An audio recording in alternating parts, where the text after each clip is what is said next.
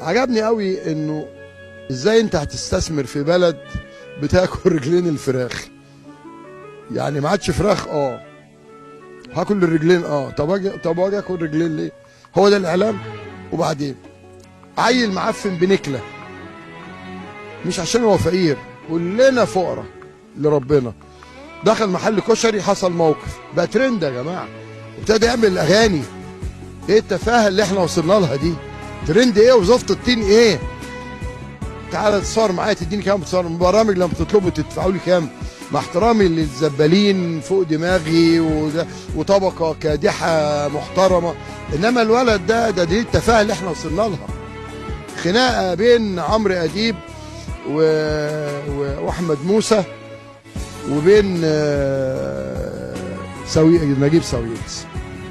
قعدنا في الخناقه دي بقى اسبوعين، وبعدين نجيب في الاخر قال لك عمرو حبيبي